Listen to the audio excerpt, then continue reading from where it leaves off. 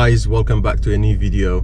Today you'll join me on this cold rainy day to talk about the Peugeot 3008 new shape that were made between 2017 to present, which is 2022. I recently bought this car from an auction and I must say I really like driving it, and also love playing with these buttons, which almost feels like the cockpit of an airplane. Anyway, you're probably watching this video because you may be interested in one of these and buy in the new feature. So let's get to the most common issues that come with the Peugeot 3008. So the first point would be issues with automatic gearboxes.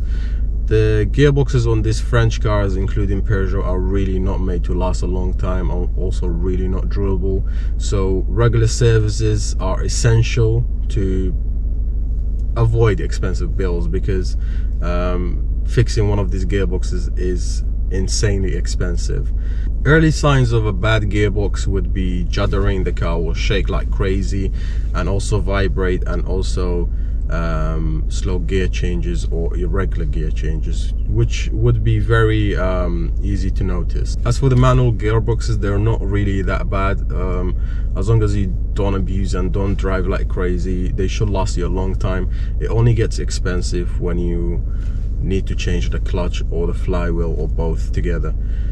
In my case, when I got this car, the clutch was so bad that you couldn't even change gears or drive it, so I had to change both the clutch and the flywheel. And I'm sad to say it was a very expensive bill. With the labor, parts and everything, it cost me around £1,300. The second point I want to talk about is electronic parking brake faults. These cars come with electronic parking brakes, and they are activated when you come to a stop or switch off the engine, and released when you're ready to drive away. The issue arises when you're ready to drive away and the parking brake won't let go. Unfortunately, it will happen over time as the parking brake is more used and worn out, and when that happens, it's expensive. In most cases, if the electronic parking brake is stuck and it doesn't respond to your actions, you can reset it by switching off the car and then on again.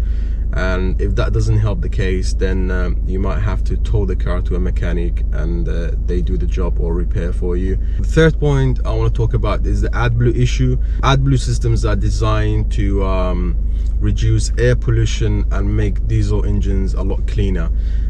In most cases, in most brands, it works seamlessly, but on this car and generally on the diesel Peugeots, they always seem to have problems. The system will start asking you in the dash for AdBlue to fill up the tank again, even though there is sufficient liquid in the tank available, and this causes confusion in the car and in the ECU, and then the engine management light will come on and there will be lack of power, which is very annoying.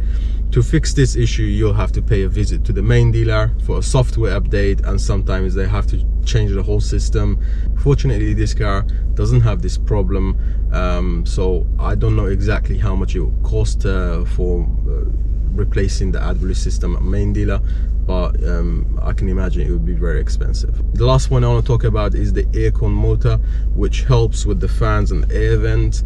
Over time, if you don't clean these air vents properly or don't change the cabin filter regularly, it will become jammed and stuck, and it's not a very expensive job, but it will start making creaky and squeaky noises when you activate the aircon, and it will become very annoying.